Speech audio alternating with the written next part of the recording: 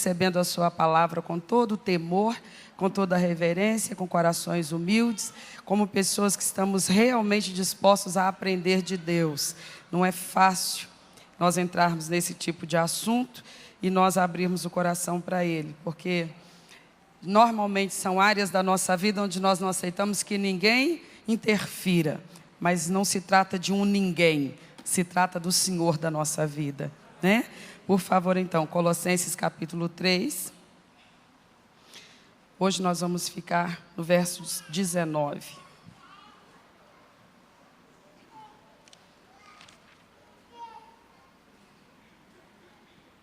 Colossenses 3, 19.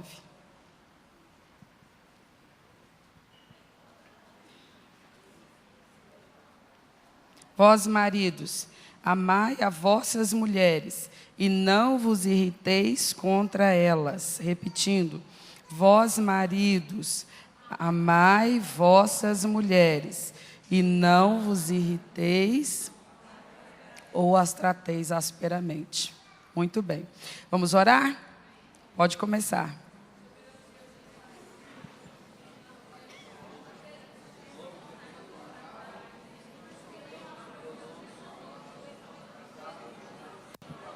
Aleluia. Grandioso Deus, poderoso Deus, eis-nos aqui, Senhor. Contempla-nos e toca-nos nesta noite, nesse lugar. Tua palavra venha de fato nos libertar de nós mesmos, de conceitos que não estão de acordo com a Tua palavra.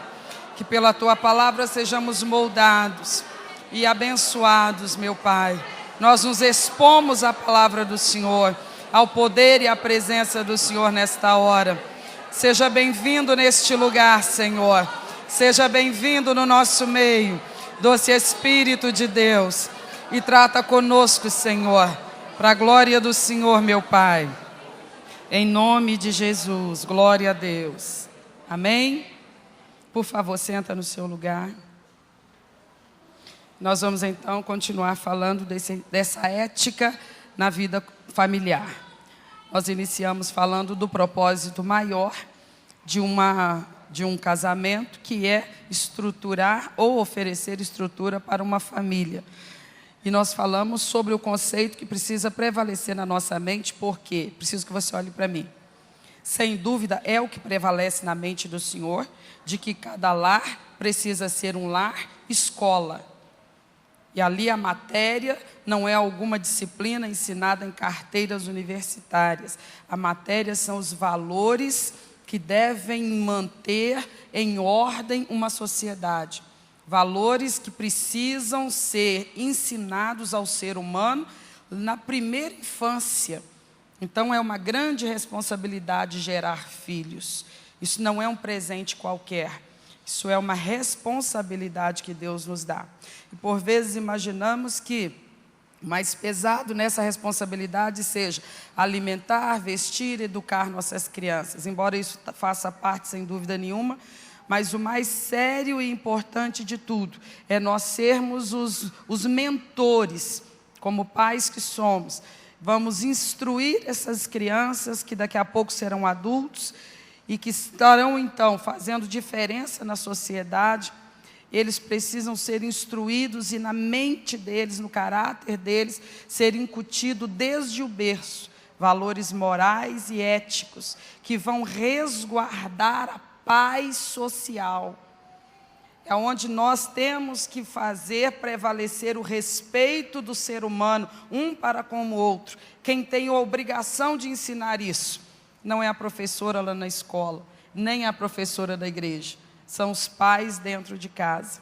Por isso o Senhor Deus, quando organiza a vida familiar, Ele já posiciona marido e mulher numa condição em que eles oferecem para essas crianças que eles vão gerar esse modelo, onde eles serão, ao mesmo tempo, seus pais, seus progenitores, aqueles que deles cuidarão, mas também serão seus mestres nesta matéria, a respeito da qual qualquer pai, qualquer mãe pode ter estrutura e pré-requisito para ensinar, porque ela não requer que a gente seja diplomado, requer apenas que a gente tenha esses valores para transmitir para os nossos filhos, porque se não os tivermos nem para nós, como teremos para transmitir? Então, quando o Senhor estabelece a família lá no Jardim do Éden, nós vimos que foi a primeira organização que Deus estabeleceu na terra. Ele o faz colocando diante daquele primeiro casal o modelo ideal de família. E o modelo ideal de família, ele parte de um relacionamento ideal do primeiro casal com Deus. Então, esse era o modelo ideal. É claro que logo depois vem a queda, então tudo se desvirtua, mas quando a gente chega na dispensação da graça, então é possível a regeneração, é possível restaurar, recuperar aquela comunhão que havia com Deus anteriormente à queda, e não é apenas recuperar uma sensação prazerosa da presença de Deus, não é apenas recuperar o acesso às bênçãos e aos favores de Deus, mas é, antes de tudo e de mais nada, recuperar o compromisso com aquela imagem moral com a qual Deus formou o primeiro casal e que deveria ir sendo passada de geração para geração. Então, nós, como servos de Deus, que temos a Bíblia como livro que norteia a nossa vida, é o nosso padrão de conduta, de comportamento, nós temos que entender que daremos contas a Deus um dia. Então, nós iniciamos a nossa reflexão nesse tema, falando desse aspecto, que é um pensamento mais elevado de Deus a respeito do casamento, e nós procuramos focar nisso para a gente sair daquele lugar comum da nossa sociedade, que sempre foca no lado romântico da vida conjugal, em primeiro lugar. Não apenas em primeiro lugar, na maioria das vezes, unicamente. E isso tem feito com que os relacionamentos conjugais, eles sejam considerados como a prioridade dentro de uma casa, e não é. A família é a prioridade. Então, o relacionamento do casal presta serviço à família. Ele não judia da família. O relacionamento conjugal, o relacionamento entre esse casal, precisa dar certo, precisa funcionar. Por quê? Porque se ele não funcionar, ele não destrói apenas o relacionamento, ele destrói a família. Então, a família é o objeto de maior importância em questão. Mas não podemos deixar de levar em conta que esse relacionamento conjugal tem seu valor, sem dúvida nenhuma, afinal de contas, eles são os parceiros nessa tarefa importantíssima de transmitir conhecimento, de incutir valores na espécie humana. Então, sem dúvida, o entrosamento do casal é importante. E para que esse entrosamento aconteça, o aspecto romântico é fundamental. E isso não é alguma coisa que alguém tem sorte ou deixa de ter uma história romântica sólida, bonita e durável. Isso depende de eficiência, de habilidade. Tem pessoas que começam uma linda história de amor e deixam ela morrer pouco tempo depois, por pouca coisa, por coisas banais. Então, que essas semanas que nós estamos podendo refletir na palavra de Deus, nós sejamos alertados sobre coisas que só irão favorecer a nossa vida. Amém, irmãos? Então, muito bem. Na semana passada, nós entramos nesse assunto do aspecto romântico da convivência do casal, e não poderíamos deixar de fazê-lo, porque é importantíssima essa convivência do casal para o bem-estar da família como um todo. Então, nós partimos daquele raciocínio, quem estava conosco aqui vai se lembrar, de que ao se casar, nós falamos ainda repetidamente, que ninguém é obrigado a casar, não é pecado deixar de casar. Pecado é, não casando, viver na prostituição. Porque o apóstolo Paulo diz assim: alguém está excessivamente abrasado, não consegue se conter, então case-se. Mas se consegue se conter, não quer saber de casar, tudo bem. Mas se não consegue se conter, case-se. Aí a pessoa fala assim: mas eu vou casar só por causa disso? Uai, não consegue se conter, a culpa é de quem? Mas se eu casar não vai ser só isso, também vai ter água para pagar, luz para pagar, as compras para fazer. Pois é, deveria tentar se conter, mas não consegue se conter, vai fazer o quê? Tem que casar, para viver satisfeito nesta área, já que só pensa nisso, já que não consegue se controlar nesse aspecto, e que a única maneira legal, aos olhos de Deus, de se satisfazer nesta área, é dentro do compromisso do casamento. Então você precisa arcar com todos os compromissos periféricos. É o custo desse benefício, né? Então que realmente precisa valer a pena esse benefício. Muito bem, então nós vimos que a pessoa não é obrigada a casar, mas quem resolve casar faz duas coisas, consciente ou inconscientemente. O bom que fosse sempre conscientemente, mas ela assume um compromisso, ele ou ela assume um compromisso, no qual essa pessoa faz duas coisas. Essa pessoa concede um direito e adquire um dever. Então nós focamos semana passada naquilo que acontece com a mulher. Quando a mulher se casa, Paulo escreve aqui no versículo 18, estejam sujeitas aos vossos próprios maridos, como convém no Senhor. Então ela concede àquele com quem ela se casou o direito de mandar, o direito de liderar, o direito de comandar, o direito de exercer autoridade, porque ela é uma mulher cristã, porque ela é uma mulher bíblica, porque o apóstolo finaliza dizendo, porque isso convém no Senhor, porque quem inventou isso foi o Senhor, porque quem estabeleceu isso foi o Senhor.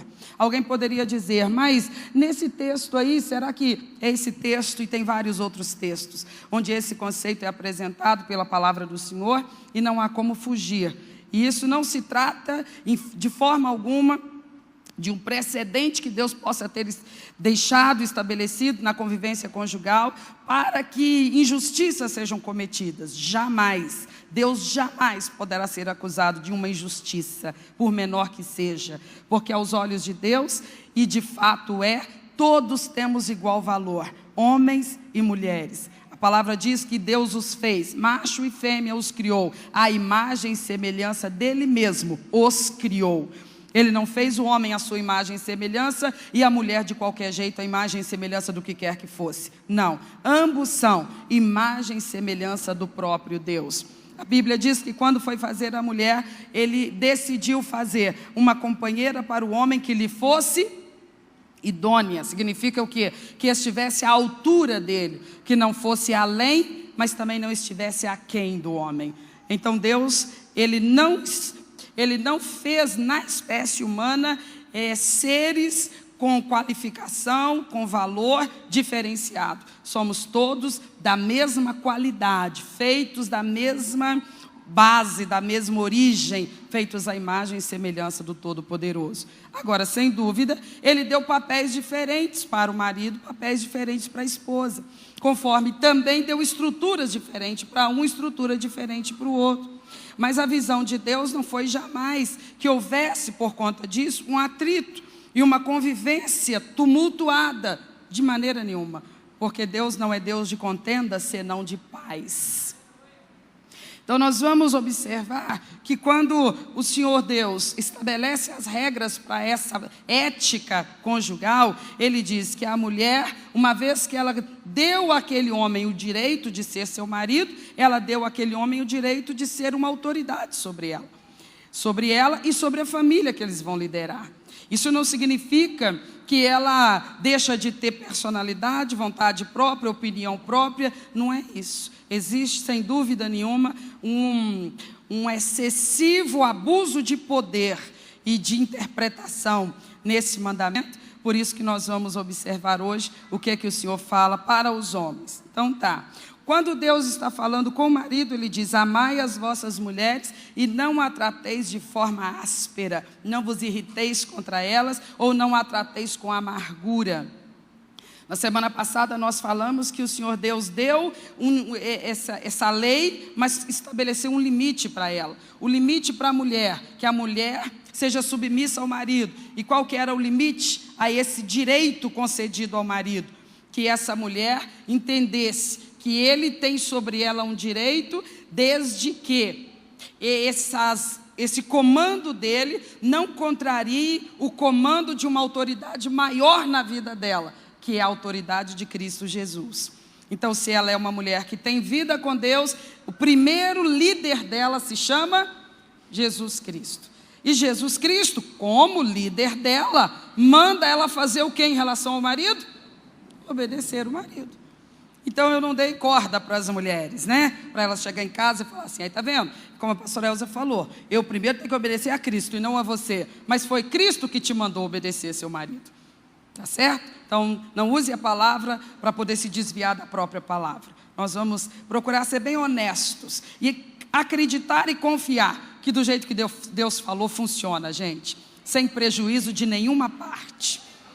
A coisa, se a gente acreditar no que está escrito e colocar em prática, nós vamos ver, não há forma melhor de entrosamento conjugal e familiar. Então, quando o Senhor Deus diz para o homem que o marido deve amar a esposa, então fica claro que quando o homem desposa uma mulher, ele concede a ela um direito e assume para com ela um dever. Ele recebe dela um direito, o direito de a comandar, de exercer autoridade sobre ela como sua esposa e sobre os filhos que vão gerar. Mas também ele recebe um dever de amar essa mulher. Aí está o limite do direito que ele recebeu. Ele recebeu o direito de dominar, de mandar, de comandar. Mas o limite que ele recebeu é com amor. Porque está estabelecido que a ordem primeira de Deus para esse marido é que ele ame a sua mulher. E não é um amor conforme se vê ou facilmente se retrata nos versos de uma música ou nas cenas de um filme ou de uma novela. Onde a pessoa ama enquanto existe uma paixão, um encantamento, e quando não é mais conveniente, simplesmente se justifica e diz eu não amo mais e vai cada um para o seu lado. A palavra de Deus vai nos falar, e eu gostaria que você abrisse comigo em Efésios capítulo 5, duas comparações de como deve ser esse amor do homem para com a sua esposa. Capítulo 5 de Efésios, versículo 25. Encontramos? Diz assim: vós maridos, amai vossas mulheres, como também Cristo amou a igreja, e a si mesmo se entregou por ela. Amai vossas mulheres como quem? Como Cristo amou a igreja. Olhe para mim, por favor. Então, a primeira comparação, aí Paulo diz assim: marido, ame a sua esposa. Mas é fácil, cada um ama do jeito que ama. Cada um ama do jeito que ama.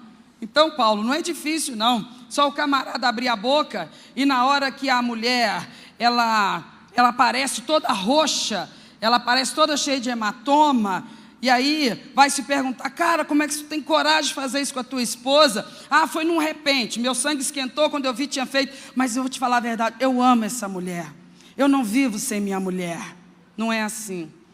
Então não é ame do jeito que você achar que deve amar. Não é ame do jeito que for mais conveniente para você amar. Ame segundo o exemplo de Cristo. Ame na semelhança de como Cristo amou a igreja. Como é que Cristo amou a igreja? Cristo amou a igreja ajudando a igreja, servindo a igreja. Cristo ama a igreja protegendo a igreja. Cristo ama a igreja zelando pela igreja. Cristo ama a igreja se doando para a igreja. Cristo amou a igreja morrendo pela igreja. Ele se entregou por causa do seu amor à sua igreja. Então Paulo está dizendo, não imagine o marido que basta dizer que ama, porque se você é um homem de Deus, é um servo de Deus, o Senhor Deus deixou um parâmetro para o seu amor para com a sua esposa. Ame-a como Cristo amou a igreja. Um amor servil, um amor que serve a sua esposa. Um amor que todo o comando que você vai dar, por favor, preciso que você olhe para mim e não se distraia com nada. Todo o exercício da sua autoridade, do seu direito de mandar, ele não vai estar focado no seu bem-estar, ele vai estar focado no bem-estar dela. Ele não vai estar focado no que seja melhor para você, ele vai estar focado no que seja melhor para ela. Por exemplo, nós estávamos falando semana passada sobre a tarefa que pertence à mulher de cuidar da sua casa. E muitos homens se ressentem quando a gente fala que deveriam os homens também aprender essa tarefa. Não se ressentem quando as mulheres aprendem a exercer aquilo que notoriamente seria a função deles, que é sair para o mercado de trabalho e ajudar no sustento da sua casa. Quando a mulher, ela ultrapassa aquilo que tradicionalmente é considerado o seu papel, e ela vai além, e ela conquista, e ela consegue, e ela se torna mais parceira dele do que nunca, porque ela ajuda ele naquilo que é tarefa exclusiva dele, que é assumir o sustento da sua casa. O homem não se ressente com isso. Mas quando é o outro lado da moeda, quando se diz, caberia ao marido também esse passo de evolução, esse passo de avanço, não que ele vai assumir a casa, ela sabe que esse é o dever dela, tanto quanto ela não está assumindo o sustento da casa, ele sabe que esse é o dever dele. O que ela está fazendo quando ela sai para trabalhar? Ela está ajudando ele naquilo que é a responsabilidade dele. E o que ele faz se ele aprende as tarefas domésticas para, em havendo uma necessidade, em havendo uma urgência, ele ser útil naquilo que é função exclusiva dela? Ele está sendo parceiro que ela precisa. Ele está sendo o companheiro que ela precisa, tanto quanto ela está sendo dele. Mas não somente nesse caso, porque há mulheres que elas não vão sair de casa para trabalhar. Elas vão trabalhar e muito. Aonde? Dentro de casa mesmo. Ainda que às vezes pareça que dentro de casa ela não está trabalhando. Não, pelo contrário. Ela só não é remunerada pelo trabalho, mas ela trabalha, coitadinha. E não é pouco não. É da hora que acorda até a hora que ela vai dormir. E acontece que essa é a função que ela assumiu. Mas haverão ocasiões em que essa mulher, quer ela trabalhe fora, quer ela não trabalhe fora, só em casa, ela estará impossibilitada da sua tarefa doméstica. Por causa de uma enfermidade, por causa de uma mãe enferma que ela vai ter que cuidar, ou ela mesma está acamada. Eu pergunto para você aqui nessa noite, dentro da sua casa, quem é que cuida de todo mundo?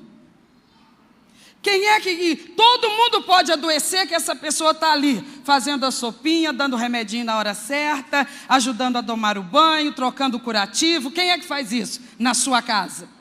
Normalmente. É claro que há exceções, há maridos que já deram esse passo adiante, e eu louvo a Deus pela sua vida. E tem muitas mulheres dessa igreja que vieram compartilhar isso comigo, e eu fiquei muito feliz de saber disso, porque é justo, e Deus gosta de coisas justas. E eu te pergunto mais uma coisa, a sua mulher, ela não é um robô, ela não é uma máquina, ela adoece. E desde que ela é sua esposa, ou desde que ela é sua mãe, quando ela adoece, quem é que cuida dela normalmente? Quem é que cuida dela? Eu não estou ouvindo. Não precisa ficar com medo que ele não vai brigar com você quando chegar em casa, não. É só responder todo mundo junto, que aí ninguém vai saber quem dedou quem. Quando a mulher cai de cama em casa, quem cuida dela normalmente?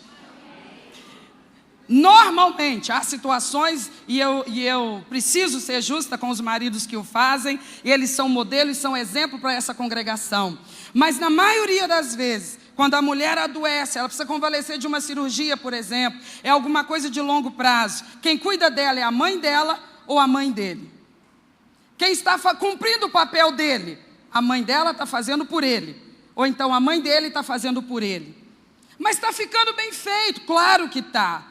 Mas é porque ele tem que sair para o trabalho? Claro que sim. Não estou dizendo que ele vai pedir conta para ficar cuidando dela enquanto ela convalesce. Ou ele vai dispensar a ajuda de um parente que pode ajudar. Eu estou dizendo que nas horas que lhe for possível, se ele dedicar uns momentos para ir lá cuidar dela, para fazer com que a casa esteja do jeito que ela gosta que esteja, isso vai marcar o coração dessa mulher.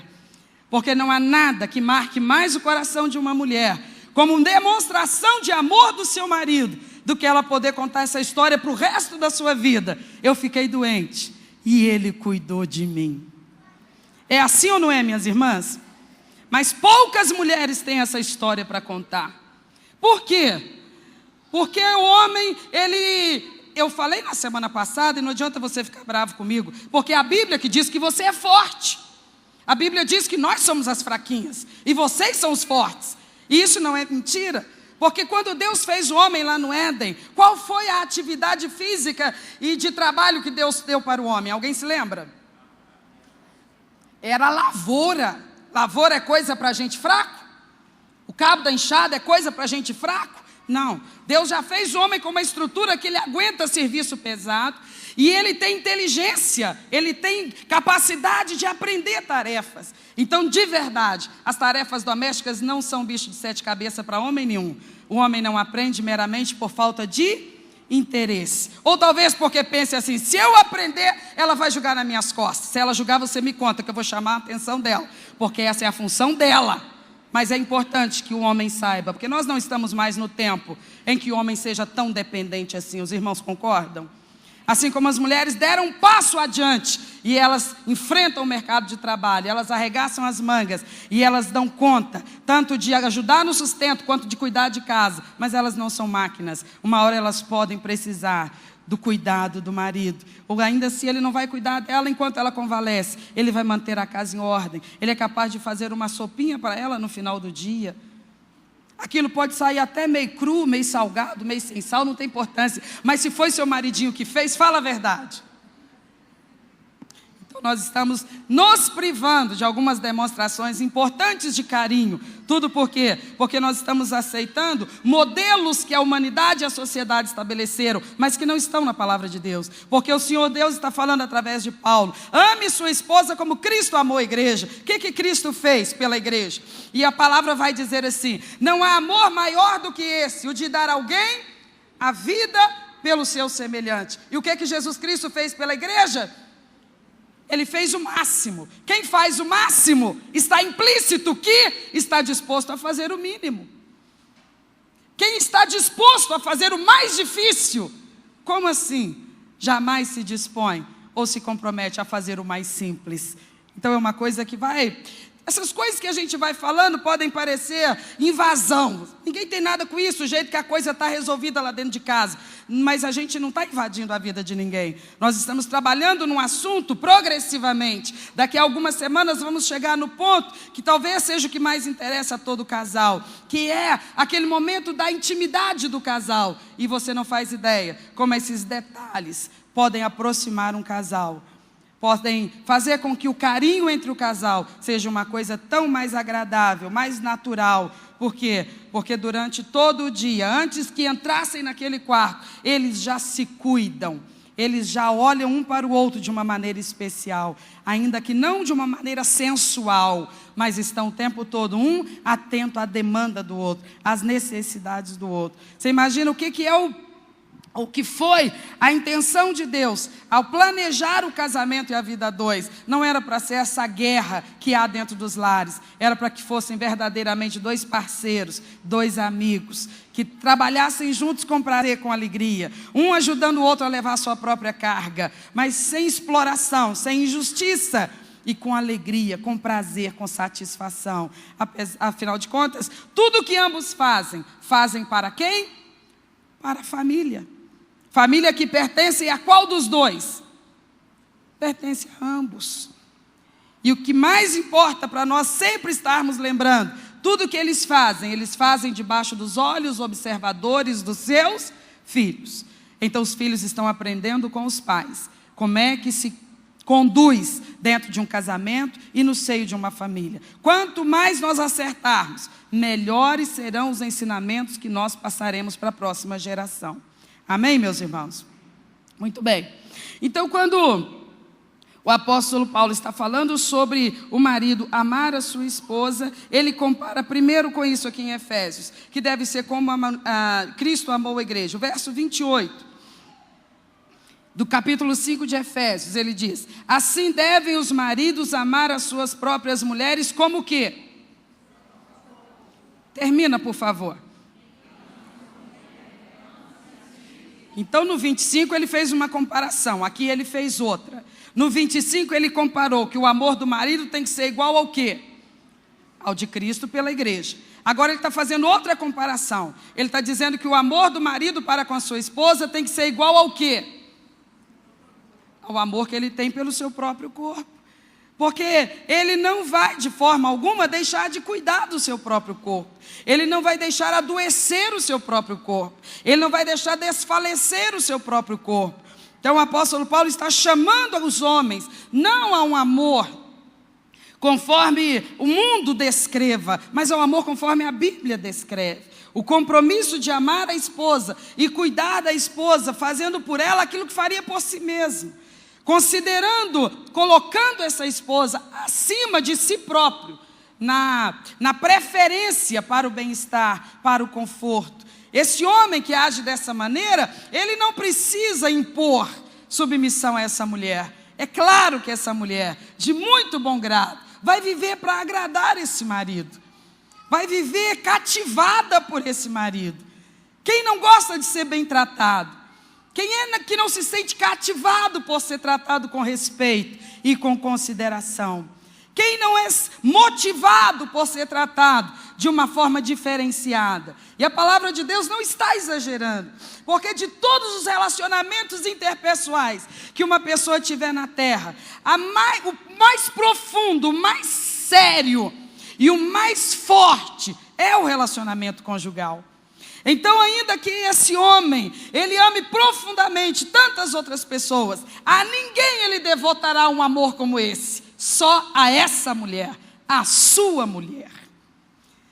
Esse é o desejo de Deus para um homem que está casado, para um homem que quer casar. O rapaz que está se sonhando em se casar, se preparando para casar, ele está fazendo uma escolha. Dentre tantas opções no mundo das moças solteiras, ele escolheu uma e ele está se comprometendo a considerar aquela e a tratar aquela como a pessoa e a mulher mais importante da sua vida a partir do casamento. E essa promessa tem que se confirmar todos os dias, de todas as formas possíveis e necessárias. Porque agora, depois do casamento, é um pelo outro, não é um contra o outro. Amém, irmãos? Conforme Cristo estabeleceu, casamento é uma união, não é um combate. Por isso a palavra lá no Gênesis já diz: deixará o homem seu pai e sua mãe para fazer o quê? Para se unir. Então casamento é união, é soma de forças, não é guerra, não é combate, não é rivalidade, mas um sozinho não consegue esse efeito. Um dos cônjuges sozinho não consegue esse efeito. Então por isso a orientação está aqui. Paulo está dizendo para os homens assim: olha, ame a sua esposa e não trate ela de forma áspera. Não trate a sua esposa de forma irritada. Não seja grosseiro com ela. Deus deu ao homem autoridade sobre a sua esposa, autoridade sobre a sua casa. Mas eu preciso que você entenda um ponto aqui. Quando Deus fala sobre a autoridade do pai e da mãe, Ele está falando de uma autoridade instrutiva e uma autoridade punitiva. Alguém entendeu? Quando Deus fala que pai e mãe têm autoridade sobre os filhos que geram, Deus fala de uma autoridade instrutiva, que ensina, e uma autoridade punitiva, que também coloca diante do filho aquele acerto de contas quando ele não anda pelo ensinamento que ele recebeu. Você vê isso muito explicitamente nas palavras de Salomão no livro de Provérbios. Quando Deus dá autoridade ao governo, por exemplo, se você ler a carta de Paulo aos Romanos, capítulo 13, ele vai falar da nossa obrigação, enquanto cristãos, de nos submeter à autoridade governamental. Então Deus deu ao governo a autoridade de legislar e de punir. Então esses são posicionamentos de autoridade que têm a liberação divina de exercer juízo, de punir. Eu menciono isso para fazer uma diferenciação na autoridade que Deus deu ao marido. Então preste atenção, porque eu preciso que você entenda isso mais claramente possível.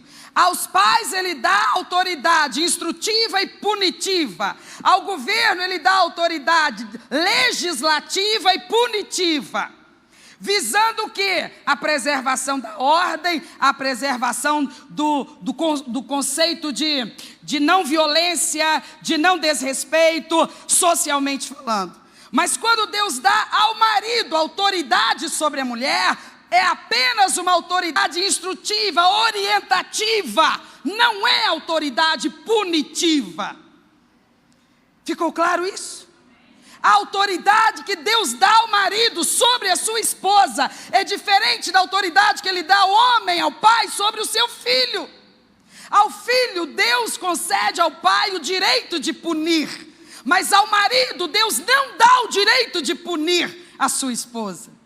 Então Deus falou assim: mulher, seja submissa ao teu marido. Deus falou assim: marido, tu é o cabeça dessa mulher, tu está no comando, tu tem o direito de mandar. E se ela não obedecer? Deixa ela comigo. Deus fala: não, senhor. Tem um limite para o direito que ela te deu. Ela, casando-se contigo, te deu o direito de exercer autoridade sobre ela. Ela te colocou na vida dela na posição de comando. E biblicamente tu é o líder, tu é o cabeça, tu está com o direito de mandar. Mas calme, porque no finalzinho da lei está um adendo. Ele diz assim: não a trate de maneira áspera. Eu não sei se fui clara o suficiente. O que a gente vê de desmandos nos nossos dias, e não apenas nos nossos dias, talvez os nossos dias sejam os dias de desmandos mais suaves, considerando-se o que as mulheres já enfrentaram rigorosamente ao longo da história da humanidade, no que diz respeito ao abuso de poder dos homens. Porque sempre as sociedades extremamente machistas entendiam a mulher como um objeto para uso do homem, e sobre o qual o homem tinha todo o direito de posse e de dominação. E ela não tinha voz, ela não tinha vez, ela não tinha expressão, ela não tinha opinião, ela não tinha vontade. Se por um acaso desejasse expressar qualquer uma dessas coisas, esse marido, dependendo da cultura, da região e da localização no tempo da história, esse marido tinha poder de morte sobre ela. Ele podia decretar a sentença de morte sobre ela. Sob mínima suspeita de alguma falha de caráter dela, esse marido poderia ordenar a morte dela, e não havia quem lhe defendesse, porque nas culturas anteriores e em lugares remotos, a mulher era considerada menos que um ser humano. Na região do povo de Israel, naqueles povos circunvizinhos, prevalecia a ideia de que tinha o mesmo valor a criança, a mulher e o jumento. Você acredita? Mas isso está totalmente fora do princípio bíblico. Porque Gênesis capítulo 1, 26 e 27 diz: Deus ao sexto dia formou o homem, do pó da terra o formou, macho e fêmea os formou, à sua imagem e semelhança os formou. Deus não tem este olhar discriminatório sobre a mulher. Então é óbvio que ao estabelecer a estrutura da convivência conjugal, que é o alicerce da família, Deus não é injusto. Ele não daria ao homem um excedente de poder, aonde o homem tivesse o aval divino, para, em havendo uma insurreição da sua esposa, em havendo da parte dela uma não resposta de submissão a um comando dele, ele então tivesse biblicamente respaldado para lhe descer o braço, para executar violência. A palavra diz assim: nem trate ela de forma agressiva. Quando é que esse marido se sentiria motivado a tratá-la de forma agressiva? Quando ela estivesse subservientemente obedecendo ele em tudo? Não. Claro que essa situação só se faria presente em alguma circunstância em que ela não correspondesse à autoridade dele. Então ele poderia ficar tão irritado e fora de si, que ele usaria o excedente da sua força contra ela, e ele poderia agredir a sua mulher. Paulo está orientando os cristãos para a cristandade. A história é outra, porque Jesus Cristo resgatou a dignidade da mulher. Ele foi pego e surpreendido por muitas pessoas, muitas vezes conversando com mulheres. E isso deixava as pessoas assim desorientadas, porque não era costume ninguém dar atenção a mulheres. Não se imaginava que fosse de qualquer valor o que pudesse sair dos lábios delas, que elas tivessem qualquer nível de inteligência para conversar sobre qualquer assunto que fosse. Jesus gastou tempo do seu dia para conversar com mulheres. Mulheres o acompanhavam no seu ministério. Depois da sua ascensão, muitas mulheres foram levantadas pelo Espírito Santo para dar suporte ao ministério dos apóstolos. Foram evangelistas, foram mulheres usadas na obra de Deus no primeiro século, foram valentes e fervorosas servas do Senhor. Nós estamos vivendo exatamente nesse tempo de hoje, 2016, à beira de entrar em 2017, e acreditem vocês que eu não exagero quando eu digo que aqui no Brasil, pelo menos, um dos meios mais machistas e pouco justos é o meio cristão evangélico, que se respalda em textos como esse. Homens cristãos que se respaldam em textos como esses para acreditar, só porque lhes é mais confortável, que Jesus Cristo lhes dá o direito e até o comando e até a direção para que eles oprimam uma esposa que não lhes queira atender imediatamente a um comando. Não é isso que a Bíblia está dizendo. A Bíblia diz que a mulher é recebida pelo homem como esposa para ser sua companheira, coajudadora na sua função de liderança, de comando. Se Deus diz assim, não é bom que o homem esteja só, far-lhe-ei uma auxiliadora idônea que esteja junto com ele. O que Deus está querendo dizer? Duas coisas. Primeiro, que a mulher está à altura para ser essa ajudadora do marido. Segundo, que ele precisa dela. Ninguém fala amém? Amém. Os homens não? Nada. Por que eu bati insistentemente na tecla dos deveres domésticos? Porque pode parecer que a única área para a qual o homem necessita dessa mulher diariamente é nessa área, e não é. Tanto não é que se você resolver arregaçar as mangas e tomar conta de uma casa, você dá conta. Capacidade física para isso você tem, intelectual para isso você tem. Se você duvida, eu não estou te entendendo. Não foi para isso que Deus fez a mulher, especialmente porque lá no Éden nem casa para limpar tinha, nem roupa para lavar tinha, nem comida para fazer tinha. Oh, meu pai! Era só colher tudo nas árvores de fruta. Então, não há que discutir que esse é o papel da mulher. A gente vê isso depois quando Paulo escreve a Tito, que as mulheres sejam boas donas de casa. Você vê isso em Provérbios, as mulheres ideais, elas cuidam zelosamente da sua casa. A gente não tem problema com isso. E dificilmente uma mulher precisa do comando do marido para cuidar da sua casa. Dificilmente você vai achar um lar onde o homem vai ter que usar da sua autoridade para que a mulher mantenha a casa em ordem. Porque nós sabemos da nossa obrigação. Amém, irmãos? Se a nossa casa não fica tão em ordem quanto a gente gostaria, a culpa é nossa? Não precisa falar de quem que é, não. Então esse é um aspecto, essa é uma área que dificilmente, salvo exceções, mas dificilmente a gente vai encontrar uma mulher que deixa a desejar. Porque todas nós sabemos que nós temos uma casa para zelar, é onde moram as pessoas mais importantes da nossa vida. Então não é aí que a autoridade do marido é colocada diariamente. Muitas vezes ela é colocada em outras questões, em assuntos relacionados com os destinos da família, a forma como se educa os filhos, a forma como se gasta o dinheiro, a forma como se conduz nesse assunto, naquele e naquele outro. E a mulher tem o que dizer. A mulher tem a sua opinião a dar, mas se o marido, ele exerce a sua autoridade, a sua liderança de forma abrupta, áspera, ele só vai dar o comando, ele vai dizer, você não entendeu? Cala a boca e faz o que eu mandei. Ele vai ser grosseiro, ele vai ser áspero. Ele vai colocar diante dela uma questão com a decisão já formulada, e ele só vai esperar que ela, muito sem expressão, diga, sim senhor, meu marido.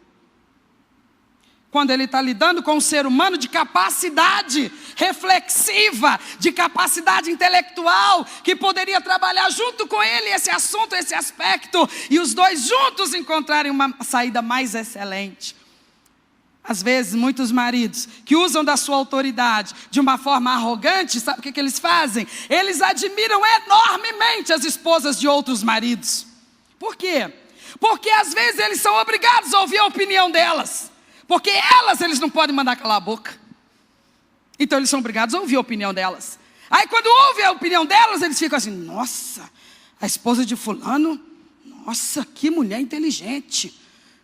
E ficam até elogiando essas outras mulheres diante da sua própria mulher. E não sabe ele que quem está amordaçando a sua mulher é ele mesmo. E possivelmente, o marido de outra é que vai admirar a inteligência da mulher dele. Eu não estou querendo te assustar. Se você não acredita. Nós estamos trabalhando num tema importantíssimo, irmãos. É hora de nós usarmos da sabedoria que o Espírito de Deus nos dá, para nós superarmos as nossas próprias posturas preconceituosas e extra-bíblicas, para entender que a vida familiar, de uma família cristã, ela tem que ser uma vida de maravilhoso entrosamento, porque todas as diretrizes bíblicas concorrem para isso. Mas a gente precisa, cada um de nós, cumprir a nossa parte.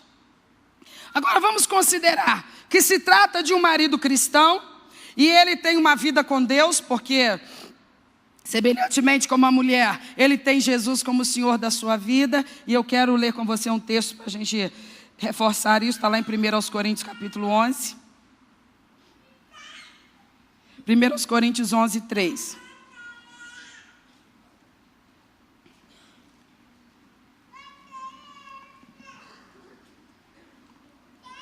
1 Coríntios 11, 3. Encontramos?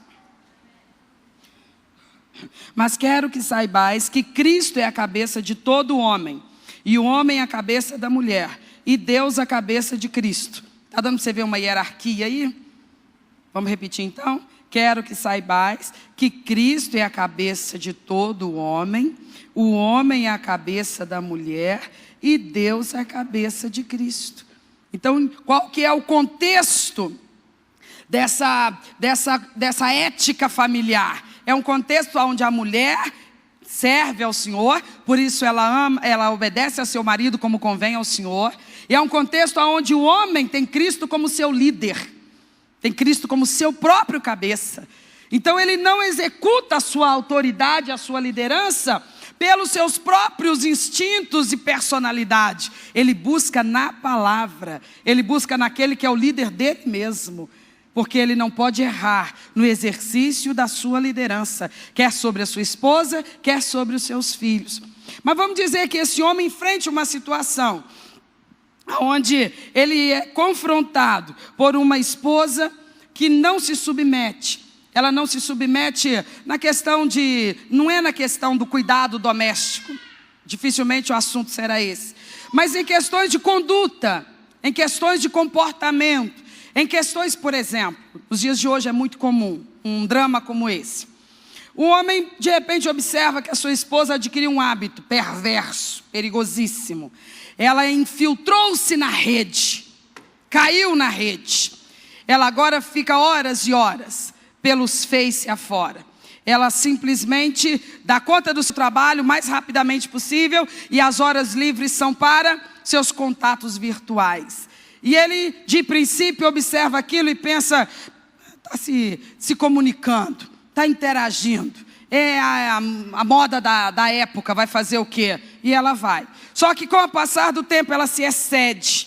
Ela se excede. Por exemplo, ela começa a encontrar em sites de relacionamentos. Ela é uma mulher casada. O que ela está perambulando em site de relacionamento?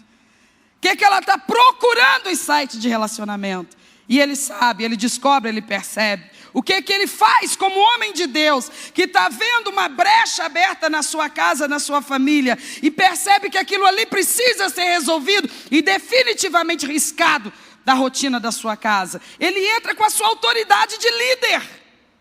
E ele dá um comando para ela e ele lhe diz, eu não quero mais que você faça isso. E te explico por quê. Isso não é conveniente, isso é perigoso, isso vai te enredando, vai te arrastando. Isso não é uma situação inusitada, que não acontece nunca. Isso tem acontecido repetidamente e trazido tragédia para muitos casamentos. Então eu estou te chamando aqui na presença de Deus, como a minha esposa que você é, que um dia me deu o direito de comandar você. Eu quero que você pare de fazer isso. ela se irrita, ela fica muito fora de si, e ela grita com ele, ela se exalta com ele, e ela diz para ele que não vai parar, porque ele não manda nela, ele não manda nela, ele é um homem de Deus, e a palavra diz, não se exalte com ela. Mas ela está exaltada comigo, Senhor, e a palavra diz, não se exalte com ela. Mas Senhor, ela está me desrespeitando, e a palavra diz, não se exalte com ela. Mas Senhor, essa mulher ela está aos berros comigo, essa mulher está me desobedecendo, me desacatando, eu estou mandando ela parar, ela está dizendo na minha cara que não vai parar, e que se eu for homem que obriga ela a parar. E o Senhor vai repetindo, filho meu, não se exaspere com ela, não caia nessa cilada, filho meu. O erro de um não justifica o do outro, filho meu. Ela assumiu contigo o dever de te obedecer. Aquilo que ela assumiu, ela está negando e agora? Você lidou com ela acreditando e confiando na palavra que ela estava dando, de que ela seria submissa, que ela entenderia teus comandos e ela se sujeitaria quando isso fosse uma necessidade imperiosa. Mas agora ela está te desrespeitando, te afrontando, te enfrentando. Então você está se vendo lesado, porque tu se imaginasse que um dia ela faria isso, tu não teria casado com ela, mas ela te prometeu obediência e agora ela está faltando com a palavra. Meu filho, motivos para ser violento com ela você tem, mas não dê ocasião à carne, meu filho. Sai fora da tentação, sai fora desse momento de tentação. Não se irrite com ela, não se exalte com ela. Se você der lugar à carne, você não se controla mais. Ela está te provocando, ela está te irritando, ela está te afrontando. Você está de uma tal maneira irado, que basta um gesto ou uma palavra sua, você não se controla mais. Então você só tem duas opções aí agora. Você vai fazer uma loucura e perder toda a sua razão, ou então você vai pagar o preço da humilhação, confiando que o Deus dela e o seu está vendo isso. E Ele é Senhor desse lar, desse casamento e dessa família. Entrega essa causa ao Senhor, meu filho. Porque senão tu vai estragar a tua vida por causa de um momento como esse. Gente, eu estou dramatizando. Eu estou exagerando. Isso não acontece não, acontece? Coloque-se no lugar desse marido. O que ele pensa fazer numa situação dessa? O que ele pode fazer numa situação dessa? Se ele for uma pessoa que crê que Deus é justo e ajuda seus filhos nessa terra, ainda que pareça que ele está sendo humilhado, ele vai recuar. Porque se ele não recuar, ele vai fazer besteira. É um bom homem, é um bom cidadão, é um trabalhador, é um excelente pai de família, não é agressivo, não é violento, nunca foi. Mas esse era o momento de extrema provocação. E por causa de não resistir a ele, ele pode parar no fundo de uma cadeia por causa disso. Eu estou exagerando, gente? Então a palavra do apóstolo Paulo é séria. Ele diz assim: a autoridade que você tem sobre ela é instrutiva, orientativa, mas não é punitiva. Se fosse teu filho levantando a voz contra tu, te enfrentando, te afrontando, tu teria o direito de executar a punição sobre ele, nos limites, óbvio, da ordem, da lógica, porque a própria palavra dá limite para isso também, e nós vamos ver quando começarmos a falar sobre a ética do relacionamento de pais com os filhos. Mas você ouça o que o apóstolo Paulo está dizendo, 3,19 de Colossenses: marido, ame a sua esposa e nunca, jamais a trate asperamente. Como é que o marido vai tratar asperamente uma esposa submissa, meiga, carinhosa, uma esposa sábia, uma esposa respeitadora, uma esposa modesta, uma esposa que se faz respeitar na sociedade? Por que ele se irritaria com ela? Não, ele pode perder o controle com uma esposa assim, que enlouqueceu, ela surtou, ela está se deixando arrastar por coisas que estão tirando o foco dela, e ela está desonrando a aliança que ela fez com ele um dia. Ele tem que parar e meditar na palavra. Olhe, por mais que ela esteja te provocando, não caia nesse laço. Você é homem de Deus. Mas eu estou muito envergonhado com as coisas que ela me falou. Teu mestre te deu esse ensinamento.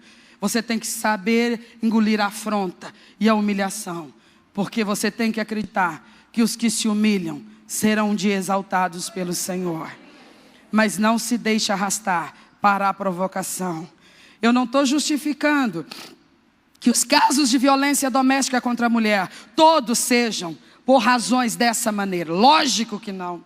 Na grande maioria das vezes, nos lares brasileiros onde isso está acontecendo, é por causa de um desajuste absoluto e total dos homens, que são sem noção de respeito às suas esposas e às suas famílias. São viciados, descontrolados, absolutamente cruéis e fazem o que fazem. Eu estou falando de homens de Deus.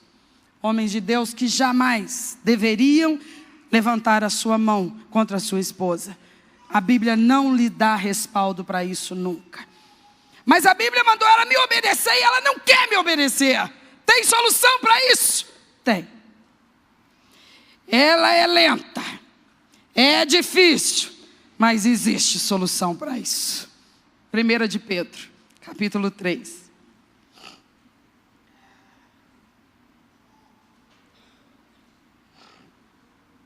Primeira de Pedro 3, versículo 7. Encontramos? Igualmente vós, maridos, coabitais com elas, com entendimento, dando honra à mulher, como vaso mais fraco, como sendo vós os seus co-herdeiros da graça da vida, para que não sejam impedidas as vossas orações. Eu vou repetir, preste atenção. Igualmente vós, maridos, coabitais com elas com entendimento, dando honra à mulher, como vaso mais fraco, como sendo vós os seus co-herdeiros da graça da vida. Para quê? Para que não sejam impedidas as vossas. Então, qual que é a atitude desse marido? Ele vai para o joelho. Ele vai para a oração. Ah, não, mas isso não é papel de macho. Quantas vezes a mulher vai para o joelho? Por causa do marido. Ele não pode ir para o joelho por causa da esposa? A esposa que está sendo, nesse momento, a brecha através da qual o adversário quer destruir essa família. Esse marido não pode pagar o preço da oração? Ele não pode buscar do Senhor essa resposta?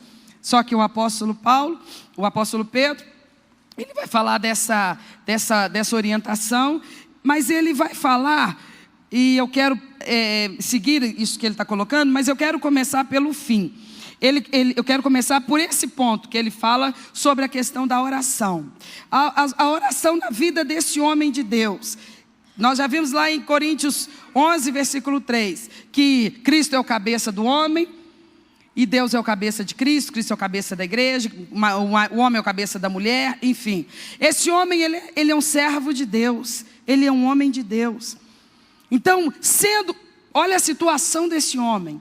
Ele é um homem de Deus, ele é um homem bíblico, ele é o líder da sua casa, ele é o responsável por conduzir sua família, ele é a pessoa que tem que buscar de Deus as diretrizes para comandar a sua família, no que diz respeito a todas as áreas, a todos os aspectos de comportamento. Então, dentro dessa casa, eu te pergunto, quem que deve ser a pessoa que mais ora?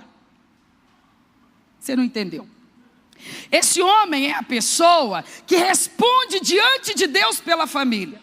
Ele é a pessoa que representa a família diante de Deus. Ele representa o casal diante de Deus. Ele é a pessoa que responde pela educação dos filhos diante de Deus, pela estrutura espiritual da família diante de Deus. Esse homem, ele recebeu uma honra. Não é uma honra ser o cabeça?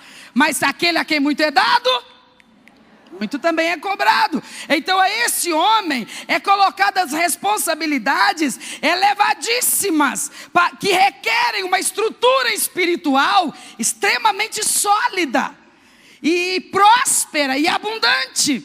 Então eu te pergunto agora, dentre todos os membros dessa família, todos servos de Deus, qual deveria ser a pessoa mais dedicada à oração dentro dessa casa? E é o que acontece? Como? Você está dizendo. Considera o apóstolo Pedro que esse marido, que esse líder, que essa autoridade familiar, ele não prescindirá da oração, ele não dispensará a vida de oração, ele não acreditará ser capaz de dar conta disso sozinho. Ele é um homem de Deus, ele é um pleno conhecedor da verdade do Evangelho, ele sabe qual é a demanda da convivência da sua família, e ele admite humildemente: Senhor, eu não dou conta disso sozinho. Humildemente ele reconhece: eu preciso do meu líder, do meu cabeça, de Jesus Cristo para me ajudar. Como ele reconhece isso, o que ele faz? Ele busca.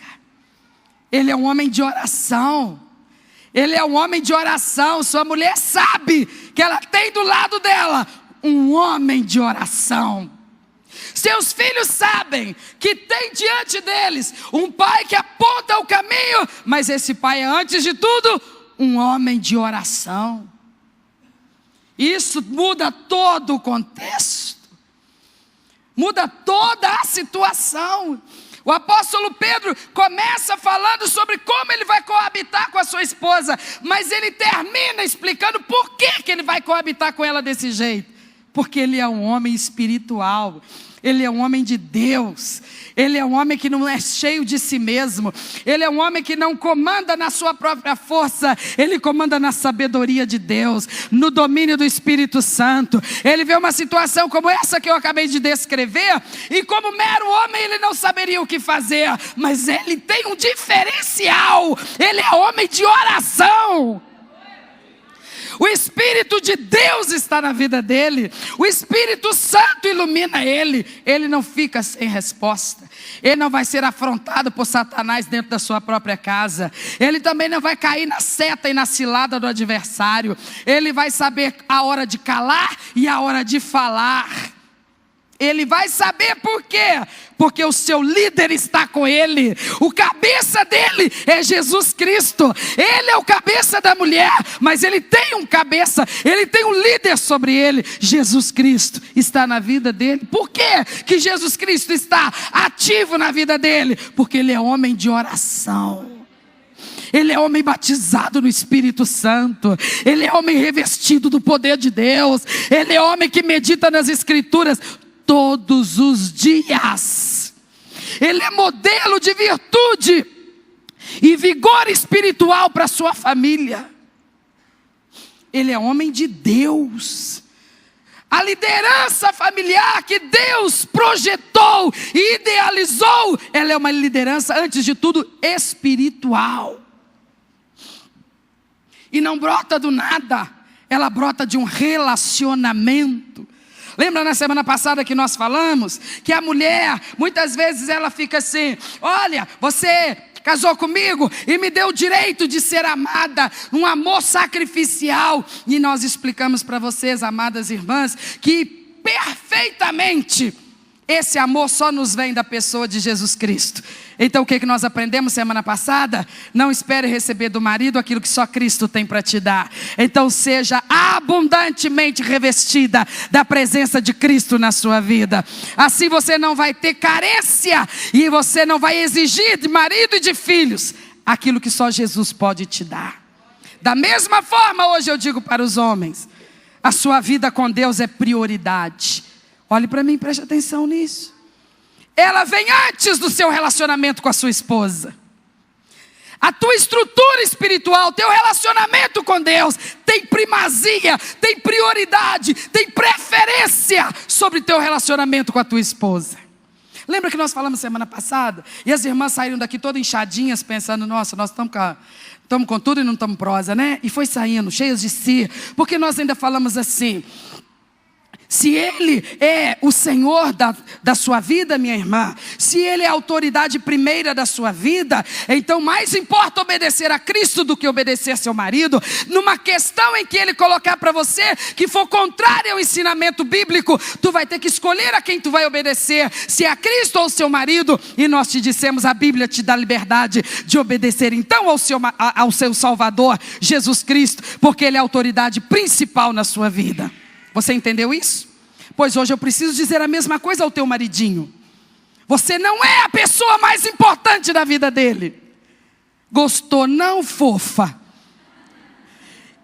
Sabe, você tem que ser a pessoa humana mais amada por ele, mais próxima dele, mais protegida e resguardada por ele. Mas não se ache. Porque na vida dele, se tu quer ter um marido abençoado, Jesus tem que estar antes de tu. Jesus tem que vir em primeiro lugar. Então deixa de chatice, de murrinha, ou deixa esse homem servir a Deus. Dá sossego para esse homem orar. Deixa esse homem jejuar. Libera esse homem para se dedicar à obra do Senhor. Porque ele precisa de um relacionamento sólido com Deus. Ele precisa. Tem mulheres que não têm sabedoria alguma. Seus maridos estão dedicando algum do seu tempo, que não é muito, porque o casado não tem tanto tempo quanto o solteiro. Embora os solteiros, com a demanda da vida estudantil hoje, pouco tempo tem também. Mas a Bíblia diz que os casados não têm tanto tempo assim para se dedicar à obra do Senhor. E às vezes o homem já ficou fora a semana inteira trabalhando, e ele ficou mexendo daqui e dali. Chega o domingo, que é o dia do Senhor, a mulher, aquele encanto de criatura, aquela coisa que deveria ser um poço de sabedoria, vira para ele toda murrinhenta. Você vai para a igreja? A gente não vai passear no shopping hoje? Nossa, mas você nunca me leva no shopping. Você sai a semana toda, eu fico presa dentro dessa casa. Agora chega o domingo e tu quer se enfiar na igreja. Pelo amor de Deus. E aquilo vai lá para o canto, que nem um troço. E o marido fica naquela indecisão. Senhor, meu Deus, que situação atroz. O que eu faço? Eu te digo o que você faz. Busca primeiro o reino de Deus e a sua justiça. Não cai na conversa de mulher manhosa. Busca Jesus, teu Salvador. Porque nunca fica no prejuízo quem busca Jesus Cristo. E eu nunca vou levá-la no shopping. Leva qualquer outro dia, menos no dia do Senhor. Você vai levar no dia do Senhor? Não na hora do Senhor. Porque a gente não passa o domingo inteiro dentro da igreja. Mas como é que eu posso começar uma semana sem vir dedicar as primeiras horas dessa semana ao meu encontro com o Todo-Poderoso? Como é que eu posso esperar que Ele esteja tão favorável a mim, se eu não privilegio Ele nunca, em nada? Eu não sei se você está entendendo o que nós estamos querendo te dizer. O casamento feliz é o casamento onde a mulher não está em primeiro lugar, o marido não está em primeiro lugar, Jesus está em primeiro lugar. Aleluia!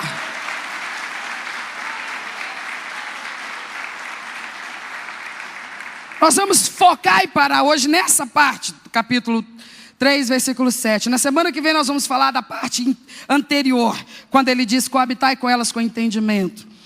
E aí nós vamos falar sobre uma das coisas mais importantes e decisivas no relacionamento conjugal, e que reflete assim, diretamente no clima, na hora da intimidade do casal, que é uma coisinha chamada comunicação. É disso que nós vamos falar semana que vem. Mas agora nós vamos encerrar falando nisso. Homem de Deus, homem de oração. O apóstolo Pedro falou assim: procura viver em paz com essa mulher. Procura viver com essa mulher de uma maneira que agrada ao Senhor, para que não sejam impedidas as vossas orações. E aí eu quero ler o último texto com você, que está lá em Mateus, capítulo 18, versos 19 e 20. Mateus 18, versos 19 e 20. Irmãos, nós não somos especialistas no assunto e nem estamos esgotando o assunto. Nós estamos estudando essa matéria conforme a proposta do nosso culto de terça-feira. Estudamos uma epístola versículo por versículo e chegamos nessa porção que trata da ética familiar. Eu espero em Deus que esteja sendo proveitoso para você. Se está causando algum conflito na sua alma, vai para o joelho, pede ao Espírito Santo. Não pense que você tem que reformular tudo porque a pastora Elza falou: eu sou apenas uma comedora de arroz com feijão igual você mesmo. O que eu estou te falando é o que está na palavra de Deus. Então, se eu recebi o que está na palavra. Se eu rejeitei a palavra. Então, é muito sério. Então, simplesmente, peça ao Espírito Santo para Ele iluminando a sua mente e o seu entendimento, porque está na hora de nós rompermos com algumas barreiras e vivermos o tempo da vitória de Deus na nossa vida familiar. Amém? Mateus 18, versos 19 e 20. Pode ler, por favor?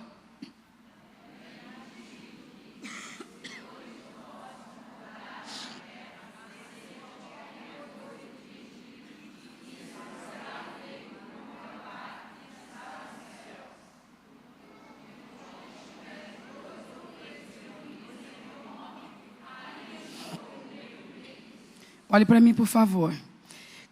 O Senhor Jesus está dizendo isso. Ele diz no versículo de número 19: se dois concordarem com alguma coisa, acerca de alguma coisa na terra, isso será feito por meu Pai que está nos céus. Então esse marido, ele precisa encontrar um meio de chegar ou levar a sua esposa à concordância sobre o assunto que está sendo determinado. É óbvio que ela será prudente, ela será sábia e ela entenderá que em algum momento a mente dela precisa estar aberta e receptiva para entender o raciocínio dele. Contribuir com esse raciocínio para esclarecer, para abranger um pouco mais, aprofundar um pouco mais. Os dois estão tratando de um assunto que é benefício para quem? Para a família. Ele não vai pensar sozinho, sabe por quê? Porque ele não é o dono da verdade, ele não estará sempre com a razão. Ele precisa dos conselhos dela. Ela ouvirá o que ele tem para dizer, entenderá o que ele está falando, acrescentará aquilo que na sua sabedoria puder acrescentar. No final das contas, os dois fecham num acordo e depois de chegarem numa conclusão, os dois dobram seu joelho no chão e colocam a causa diante do mestre. Como é que eles vão levar uma questão diante de Deus em oração? Uma questão da família. E aí ele vai para o quarto orar a respeito daquilo. E ele está dizendo: Senhor, eu quero isso, para que essa vitória chegue. Ela vai para a sala e ela pede o contrário. Não há concordância dentro dessa casa. Por isso que Jesus está falando assim: quando dois concordarem com alguma coisa na terra, será feito nos céus. O que ele está exigindo aqui? Vocês têm que se entender. Vocês têm que se entender. E para se entender precisa comunicação. No versículo seguinte: porque onde estiverem 2 ou 3 reunidos no meu nome, eu estou no meio deles. Olha que maravilha. 2, marido e mulher, reunidos ali, em reunião, tratando assuntos da família, reunidos na presença de Cristo, em nome de Cristo. Quem está junto com eles? O Cristo de ambos. Aquele que ilumina, aquele que conduz, aquele que direciona. Onde Cristo está, irmãos, não tem contenda, não dá barraco. Não dá barraco. Onde Cristo predomina, onde a presença dele é buscada e reverenciada, nada é resolvido no barraco. Gente temperamental se quebranta. Sabe por quê? Porque é um casal espiritual. Quando eles vão lidar com um assunto nevrálgico, um assunto que tem potencial de explosão, eles não começam a conversar antes de dar as mãos e orar. E falar: Senhor, nem o que eu quero, nem o que Ele quer, mas o que o Senhor quiser, meu Pai. Mostra pra gente aqui agora. Porque nós diante de Ti somos como crianças que precisam que o Pai segura na nossa mão e vai nos levando no caminho que devemos seguir. Deus se agrada de gente humilde, irmãos. E um casal humilde ora e concorda na presença do Senhor. Amém? Por favor, fique de pé no seu lugar, nós vamos orar. Feche os seus olhos, por favor. Você é solteiro, está observando, está estudando, está refletindo. Muitos erros que as gerações passadas cometeram, você não precisará cometer, porque a palavra de Deus está nos instruindo nesta noite. Feche os seus olhos e comece a orar. Se o Espírito de Deus tem te despertado e mostrado para você verdades que precisam reformular seu comportamento, suas atitudes, sua conduta, não seja rebelde. Obedece a palavra do Senhor. Felizes são os que temem ao Senhor e andam nos seus caminhos.